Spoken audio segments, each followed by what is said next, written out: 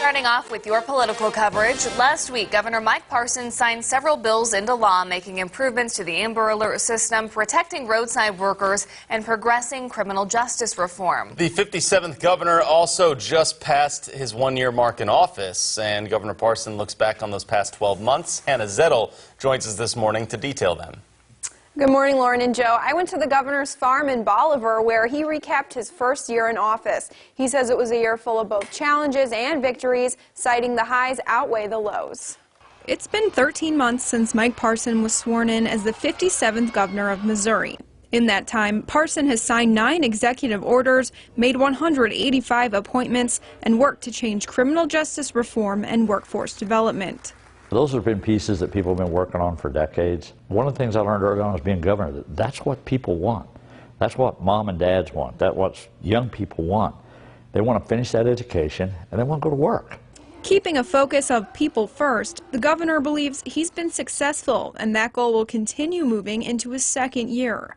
But I know the success of that first year with everything else we had going on was remarkable for me. But the only way I was successful in that first year is because of all the support and all the people around the state that helped me.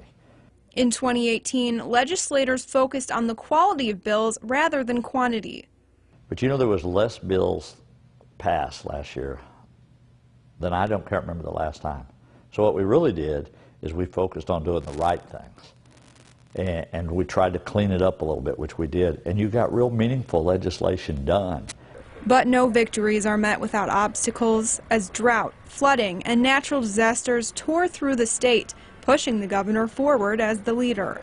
It's for everything that's happened with the incidents, the Branson incidents, the shooting, the drought, the appointments, all the stuff that I had to do. At the end of the year, it was probably one of the most successful years that I have seen in Jefferson City. Parson was lieutenant governor, but got the top job when former Governor Eric Wrighton stepped aside. Parson says he leans on faith, the support of Missourians, and mentors to make decisions for the good of the state.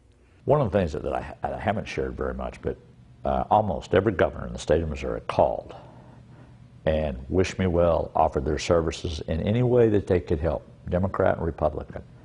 And it wasn't about anything other than they wanted Missouri to be successful.